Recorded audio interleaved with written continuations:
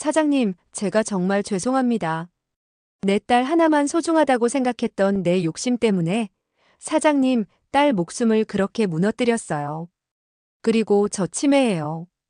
알츠하이머 판정받았어요. 그래서 기억이 흐려지기 전에 용서를 구하고 싶었어요. 내가 믿고 기댔던 언니가 우리 딸을 죽인 사람이라니. 그 여자가 내 치킨집에서 일하면서 나랑 웃고 떠들고 그게 언니였다고. 오늘은 여왕의 집 윤희에게 정체가 들통난 최자영에 대한 이야기를 해보려 합니다. 구독과 좋아요는 영상 제작에 겁나 큰 힘이 됩니다. 엄마, 제인 씨는 잘못한 거 없어요. 처음엔 아무것도 모르고 우리 집에 들어왔고 제가 붙잡은 거예요. 속죄하라고. 우리 보람이도 돌봐달라고 그 말로 그 사람 제가 못 나가게 한 거라고요. 아니야, 누나. 강재인 씨 내가 나가지 말라고 했어. 도윤이가 왜 자꾸 그 사람을 감싸는지 처음엔 나도 이해 안 됐어. 근데 함께 지내다 보니까 알겠더라고. 제인 씨가 얼마나 진심으로 우리 가족한테 다가왔는지. 그 사람 정말 좋은 사람이야. 진짜야. 좋은 사람? 도희를 죽인 사람의 딸이 좋은 사람? 내 눈엔 그렇게 보여. 그렇게 단순해? 누가 봐도 우리 도희 생각하면 절대 감싸선 안 되는 사람이라는 거 몰라. 강재인, 우리 딸 죽인 여자 딸이야. 아무리 잘해봤자 도희는 돌아오지 않아. 최자영 때문에 우리 딸 죽었고 그 사람 딸이 지금 여기 있었던 거야. 그게 말이 돼?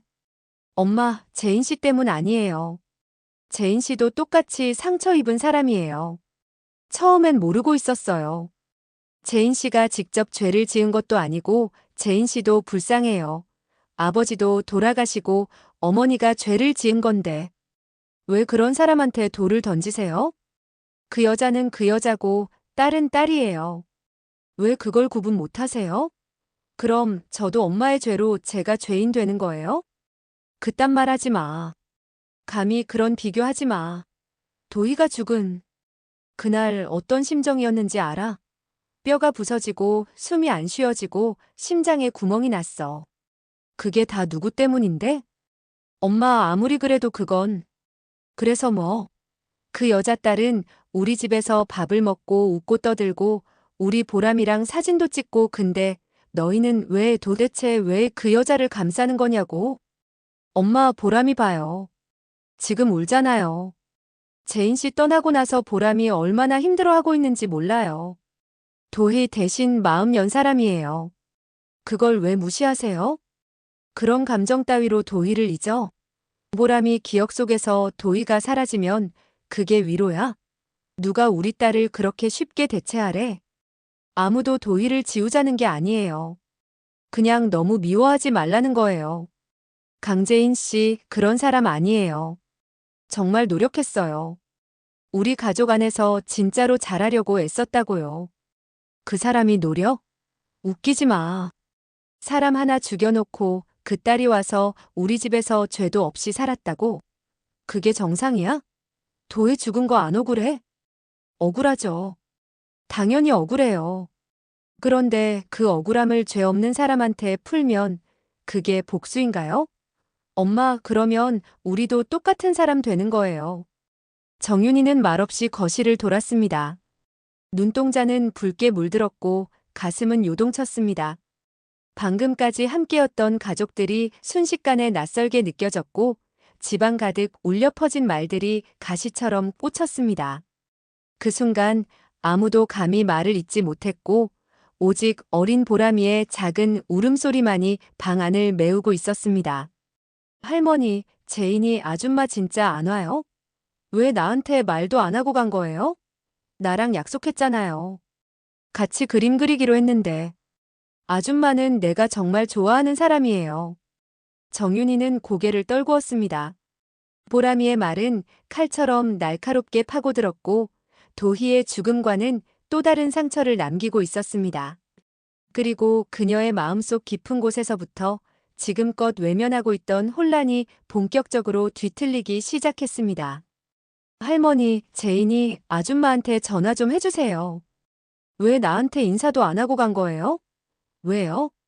보람아, 아줌마는 그냥 잠깐 간 거야. 잠깐 혼자 생각할 시간이 필요했던 거야. 다시 올 수도 있어. 다시 안 오면요? 다시 안 오면 난 어떡해요? 나 아줌마 없으면 진짜 울 것 같아요. 아줌마가 엄마처럼 해줬잖아요. 내가 꿈에서 울다가 깼을 때도 아줌마가 꼭 안아주고 손도 잡아줬어요. 그래서 난 진짜 아줌마가 우리 가족이라고 생각했단 말이에요. 정윤이는 애써 차가운 얼굴을 유지하려 했지만 보람이의 울먹이는 목소리에 입술이 떨려왔습니다. 방금 전까지만 해도 확신했던 강재인에 대한 증오가 조금씩 흔들리고 있었습니다. 보람이의 상처 앞에서 어떤 말도 쉽게 꺼낼 수 없었습니다. 보람아, 아줌마가 너 싫어서 간 게 아니야. 그냥 어른들 사이에 사정이 있어서 그래.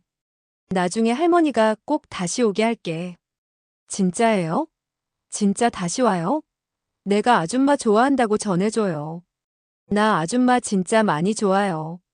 정우성이 고개를 돌렸고 김도윤은 묵묵히 보람의 머리를 쓰다듬었습니다. 집안에 잠시 조용한 정적이 흐르던 그때 정윤이는 무심결에 자신의 방으로 향했습니다. 정윤이는 최자영에게 전화를 걸어 섭섭한 마음을 쏟아내듯 말했습니다. 언니 나 진짜 지쳤어요. 가족들도 이제 다 내 편이 아닌 것 같아요. 왜 다들 그 여자 딸 편만 드는 거예요? 나만 미친 사람 된 것 같잖아요. 언니만은 제발 내 편이 되어줘요. 언니 아니면 진짜 나 아무도 없어요. 그러나 전화기 너머는 조용했습니다. 단 한마디도 들려오지 않았고 그 침묵이 오히려 정윤이의 가슴을 더 조여왔습니다. 아무리 기다려도 돌아오지 않는 목소리. 그 순간 그녀는 직감했습니다. 언니가 무언가 숨기고 있다는 걸. 언니 왜 아무 말도 안 해요? 듣고 있죠? 말 좀 해요, 제발. 하지만 끝내 아무런 대답도 들려오지 않았고 그 조용한 공백은 더 큰 불안을 만들었습니다. 통화를 끊고 벽에 기대선 정윤이는 고개를 감췄습니다. 최자영의 손끝이 떨리기 시작했고 심장은 불안하게 뛰고 있었습니다. 그 시간 최자영은 한쪽 방 안에서 조용히 손을 모은 채 앉아 있었습니다. 눈을 감고 있었지만 눈물은 멈추지 않고 흘렀고 그녀의 입술은 죄인처럼 굳게 닫혀 있었습니다. 정윤이의 말 한마디 한마디가 마치 심장을 짓누르듯 박혀오고 있었습니다. 김도희가 사장님 딸이었단 말이야? 내가 그 아이를 죽였다고? 정말 내가 거기에 들어가서 무슨 짓을 한 거지? 난 그 사실도 모르고 그 가게에서 웃고 밥까지 먹었어. 난 진짜 괴물이야.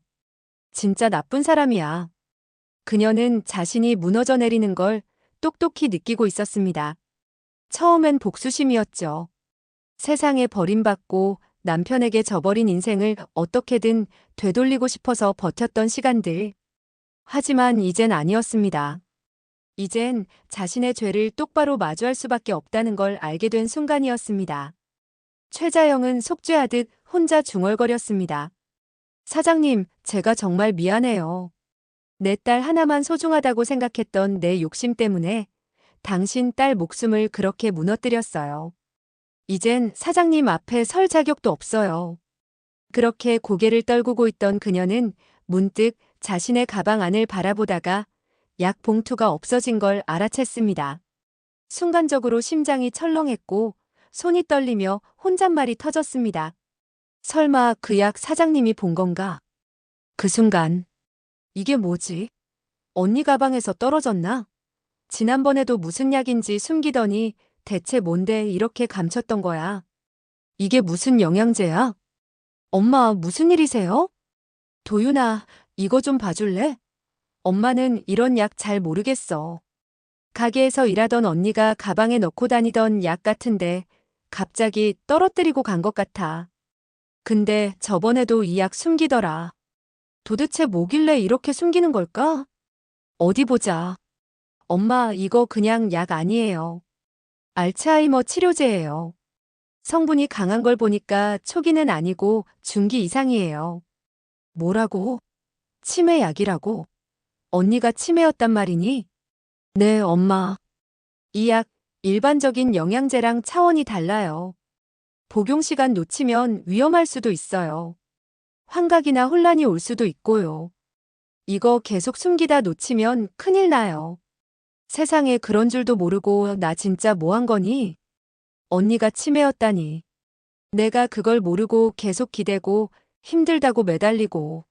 나 정말 몰랐어. 이런 건 줄 진짜 몰랐다고. 엄마, 일단 이 약 빨리 전해드리는 게 좋을 것 같아요. 복용 안 하면 심각해질 수 있어요. 그분 더 나빠지기 전에. 그래, 엄마가 가져다 줄게.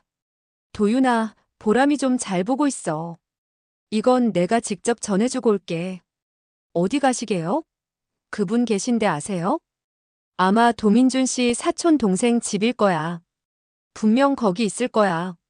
몰래 전해주고 조용히 돌아올게. 정윤이는 약봉투를 가방 깊숙이 넣고 발걸음을 재촉했습니다. 전화기를 꺼내 도민준에게 수차례 연락했지만 신호만 갈 뿐 받지 않았습니다. 불안한 마음에 가슴이 조여왔고 그녀는 곧장 도민준의 집 앞에 도착해 초인종을 눌렀습니다. 미숙 언니 계세요? 안에 있죠? 저예요, 정윤이에요.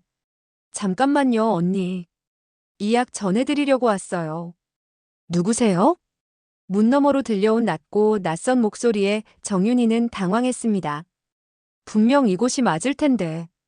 도민준이 언니랑 같이 지낸다고 했잖아. 그런데 언니가 없다고. 저기 미숙 씨라는 분 여기 안 계세요? 그분 도민준 씨 사촌 누님이시라고. 아, 그분 지금은 안 계시는데요. 혹시 손님이세요? 문이 열렸고 그 안에 서 있는 사람을 본 순간 정윤이의 눈이 크게 흔들렸습니다. 문 앞에 서 있는 건 다름 아닌 강재인이었습니다. 강재인 씨 여기서 뭐 하고 있어요? 분명 집에서 내보냈잖아요. 왜 여기 있는 거예요? 저 친구 집이에요. 잠시 지내고 있었어요. 이런 식으로 뵙게 될 줄은 몰랐네요. 들어오세요. 강재인의 목소리는 어딘가 어색했고 눈동자는 흔들리고 있었습니다. 정윤이는 잠시 멈칫했지만 손에 든 약봉투를 보고는 결국 신발을 벗고 조심스럽게 안으로 들어섰습니다. 그 순간 그녀의 마음속에 스멀스멀 기묘한 긴장감이 퍼지기 시작했습니다. 그리고 그것은 곧 상상도 못했던 충격으로 이어지게 됐죠. 제인아, 누구야? 방 안에서 들려온 익숙한 목소리에 정윤이의 발걸음이 멈췄습니다. 그 목소리는 잊고 싶어도 잊을 수 없는 자신을 위로해주던 미숙 언니의 것이었습니다. 정윤이의 눈동자가 순식간에 흔들리기 시작했고 손에 들고 있던 약봉투가 바닥으로 떨어졌습니다. 그 목소리는 혹시 언니예요? 지금 이 안에 있는 거예요? 아니죠. 그럴 리 없죠. 강재인 씨, 방금 목소리 누구예요? 잠깐만요. 문이 열렸고 그 안에서 나온 사람은 바로 최자영이었습니다. 정윤이의 얼굴이 그대로 얼어붙었습니다. 말도 숨도 나오지 않았습니다. 오직 그 얼굴을 바라보는 것만으로도 숨이 멎을 것 같았습니다. 설마 언니? 아니죠? 언니가 최자영일 리 없죠. 내가 알고 있는 미숙 언니가 그런 사람이었을 리가 없어요. 사장님 미안해요. 정말 미안해요. 이렇게 마주하게 돼서 죄송하고. 입 닫아. 지금 그 입으로 미안하다고 하지 마요. 당신이 최자영이었어요? 우리 도희를 죽인 그 최자영? 그 여자가 언니였다고요? 정윤이의 목소리는 떨리고 있었지만 그 떨림 속에는 믿기지 않는 진실을 마주한 분노와 공포가 얽혀 있었습니다. 그녀는 그대로 주저앉을 듯 다리에 힘이 빠져 벽에 기대어 섰습니다. 강재인 씨, 이게 도대체 무슨 일이에요? 어떻게 내 앞에 둘이 동시에 나타날 수가 있어요? 죄송해요. 숨기고 싶었던 건 아니에요. 그냥 이게 밝혀지면 더 큰 고통이 올 것 같았어요. 강재인의 목소리가 갈라졌고 눈은 이미 눈물로 가득 차 있었습니다. 정윤이는 그런 두 사람을 번갈아 바라보며 혼란이 극에 달한 얼굴로 고개를 저었습니다. 내가 믿고 기댔던 언니가 우리 딸을 죽인 사람이라니. 그 여자가 내 치킨집에서 일하면서 나랑 웃고 떠들고 그게 언니였다고? 사장님, 저 치매예요. 알츠하이머 판정받았어요. 그래서 기억이 흐려지기 전에 용서를 구하고 싶었어요. 이런 방식으로 들키고 싶지 않았는데. 치매. 그래서 지금 내 동정심을 끌려고 그 말 하는 거예요? 내가 치매인 사람한테 뭐라고 못할까봐? 아니에요.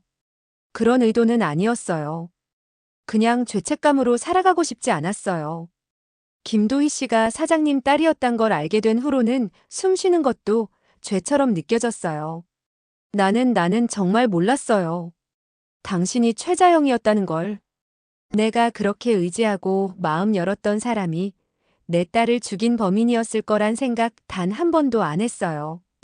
정윤이는 무너진 얼굴로 그 자리에 주저앉았고 바닥에 떨어져 있던 약봉투를 발로 밟으며 바스락 소리와 함께 약봉투가 찢어졌습니다. 그 소리에 최자영은 조심스럽게 몸을 숙였습니다. 그 약 당신이 흘리고 간 거예요. 그거 가져다 주러 왔어요. 내가 그 약 보고 모든 걸 알게 됐어요. 그리고 지금 내가 이 집에 들어온 이유가 된 거예요. 사장님, 정말 죄송해요. 어떤 말로도 용서받을 수 없다는 거 알아요. 하지만 제가 이렇게라도 고백하고 무릎 꿇고 사죄하지 않으면 제 남은 삶이 지옥이 될 것 같아서요. 지옥? 당신이 지옥이 어딘지 알아요? 우리 도희가 죽던 날 내가 어떤 지옥 속에 있었는지 당신이 알아요? 그런 당신이 지금 내 앞에서 용서를 말한다고? 정윤희의 눈에는 눈물이 맺히기 시작했지만 그 눈물은 쉽게 흘러내리지 않았습니다. 오히려 그녀는 이를 악물고 고개를 들었습니다.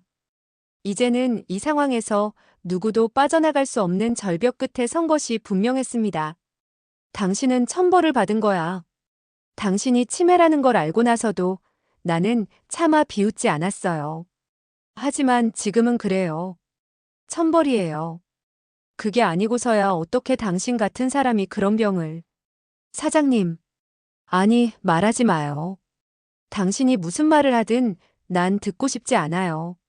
내가 속마음 열고 얘기하는 언니였던 그 시간 다 돌릴 수 있다면 돌리고 싶어. 그 시간 동안 내가 속았다는 게 너무 역겹고 분해요. 사장님, 정말 몰랐어요. 하지만 알고 난 후에는 피하고 싶었어요. 그래서 치킨집도 그만둔 거예요. 근데 지금은 이렇게라도 말해야 할 것 같아서. 말하지 말라니까. 입 다물라고 했잖아요. 난 지금 내 딸을 죽인 여자랑 같은 공간에 있다는 게 미쳐버릴 것 같다고요. 그때 현관문이 열리며 도민준이 헐레벌떡 들어섰습니다. 그가 그 장면을 마주한 순간 그의 얼굴도 창백하게 굳었습니다. 사장님, 아니, 정윤희 씨, 제발 잠시만 진정해 주세요. 이건 다 제 잘못입니다. 제가 모든 걸 감췄습니다.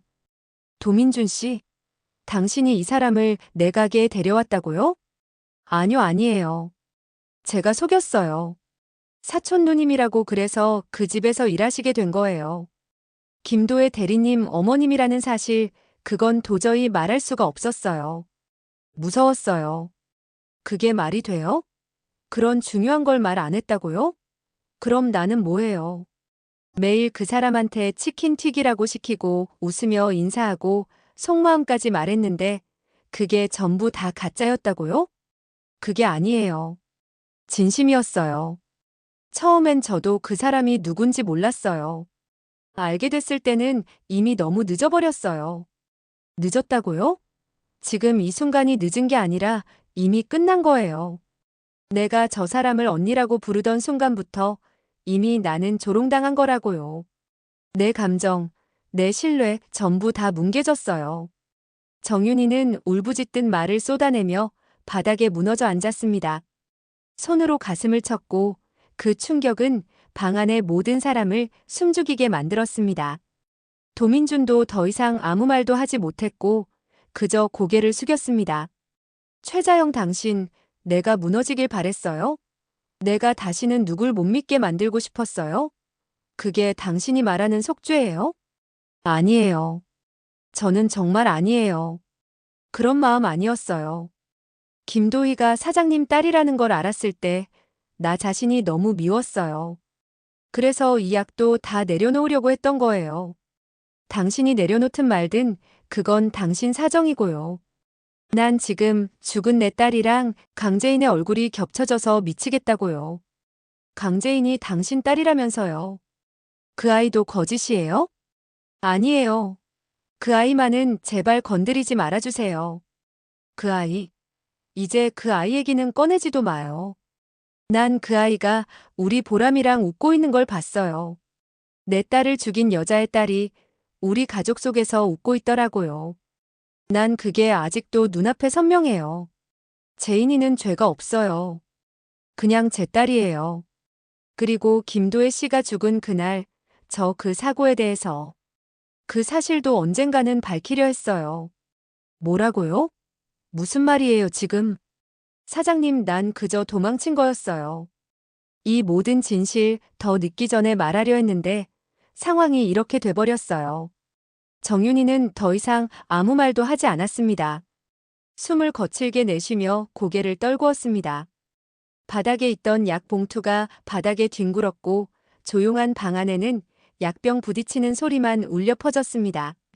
그 순간 강재인이 끼어들듯 말했습니다. 잠깐만요. 이건 제가 말해야 해요. 아무리 제가 엄마의 딸이라고 해도 지금 이렇게까지 공격받을 이유는 없잖아요. 제인아, 가만히 있어. 지금은 아니요. 저도 솔직히 말해야겠어요. 감추고 숨기고 피하면 엄마처럼 될 것 같아서요. 전 그렇게 살기 싫어요. 이 앞에 서는 게 두렵지만 저도 이제 제 진심 말할게요. 저 보람이 정말 사랑했어요. 그 아이 웃는 얼굴 보면 저도 같이 웃게 됐어요. 김도희 씨가 어떤 사람이었는지 잘 알진 못하지만 보람이 안에서 느꼈어요. 얼마나 따뜻한 엄마였는지. 하지만 저도 처음엔 몰랐어요. 제가 알았을 땐 이미 돌이킬 수 없었어요. 그래서 피했어요. 겁났고 도망쳤어요. 하지만 이제는 더는 숨지 않을게요. 조용히 해. 이젠 네 말도 안 믿어. 내가 저 여자의 딸이라는 거 하나만으로도 나는 다시 받아들일 수 없어. 그 어떤 말도 변명도 위로도 다 나에겐 독이야. 강재인이 떨리는 목소리로 말했습니다. 저는 처음부터 그 집에 들어가지 말았어야 했어요. 하지만 정말 죄송해요. 저 다시는 이 가족에게 상처 드리고 싶지 않아요. 제인 씨, 잠깐만 근데 왜 이렇게 눈물이 나는 거니? 왜 이렇게 가슴이 찢어지는 것 같지? 정윤이는 제인에게서 고개를 돌렸지만 그 등 뒤로 흐르는 눈물은 멈추지 않았습니다. 그녀의 손이 떨리고 있었습니다. 밖으로 나온 제인은 걸음을 멈췄습니다. 강셀이 이제 끝났어. 네가 조작한 그 거짓으로 내가 얼마나 무너졌는지 곧 똑똑히 보게 될 거야. 내가 어떤 선택을 하든 네가 만든 거야. 진실 앞에서 무너진 사람들, 그 죗값은 스스로 치러야 해주겠어. 너는 반드시 그 대가를 치르게 될 거다. 그 칼끝은 강세리를 향해 조용히 겨누어졌습니다. 구독과 좋아요, 알림 설정해 두시면 다음 이야기를 빠르게 시청하실 수 있습니다. 지금까지의 이야기는 개인적인 내피셜로 구성된 리뷰이며 본 방송과는 다를 수 있음을 알려드립니다.